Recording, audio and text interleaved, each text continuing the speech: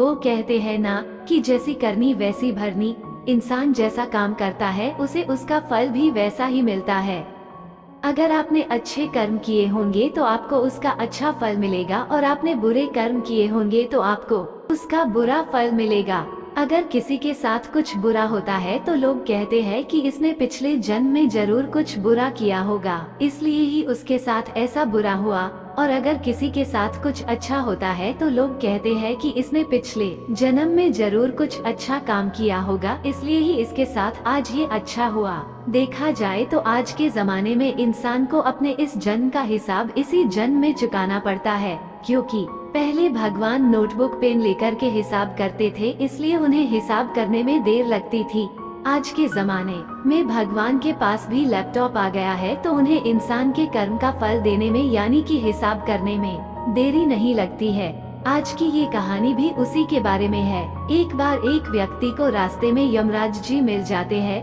वो व्यक्ति उन्हें पहचान नहीं पाया। यमराज जी ने उस व्यक्ति से पीने के लिए पानी मांगा। उस व्यक्ति ने बिना कुछ सोचे और बिना एक भी क्षण गंवाए यमराज जी को पानी पिला दिया। पानी पीने के बाद यमराज जी ने उस व्यक्ति को बता दिया कि वो उसके प्राण लेने के लिए आए हैं, किंतु उस व्यक्ति ने यमराज जी की प्यास बुझाई है, इसलिए वो उन्हें अपनी किस्मत बदलने का एक मौका देते हैं। इतना बोलने के बाद यमराज जी ने उस व्यक्ति के हाथ में एक डायरी दे दी और उस व्यक्ति से कहा कि तुम्हारे पास 10 मिनट का समय है। इस डायरी में तुम जो भी लिखोगे वही सच में हो जाएगा, लेकिन ध्यान रखना कि तुम्हारे पास केवल 10 मिनट ही है। उस व्यक्ति ने डायरी खोलकर देखा कि पहले ही पेज पर लिखा था कि उसके दोस्त को लॉटरी निकलने वाली है और वो करोड़पति बनने वाला है। वो व्यक्ति ने वहाँ लिख दिया कि उसके दोस्त को लॉटरी न निकले। अगले पेज पर लिखा था कि उसका एक रिश्तेदार चुनाव जीतकर मंत्री बनने वाला है। उसने वहाँ पर लिख दिया कि उसका रिश्तेदार चुनाव हार जाए। इसी तरह वो पेज पलटता रहा और अंत में उसे अपना पेज दिखाई दिया।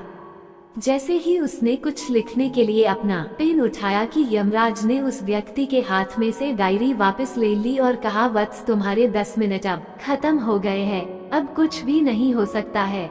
यमराज जी ने कहा कि तुमने अपना पूरा समय दूसरों का बुरा करने में व्यतीत कर दिया और अपने आप को ही खतरे में डाल दिया। अब तो तुम्हारा अंत निश्चित है। अब तुम्हें कोई नहीं बचा सकता, क्योंकि तुम अपने आप को ही नहीं बचा पाए। ये सुनकर वो व्यक्ति बहुत ज्यादा पछताता है, लेकिन अब पछताने से कुछ नहीं हो सकता था, क्योंकि अब सुनहरा मौका उसके हाथ से निकल चुका था।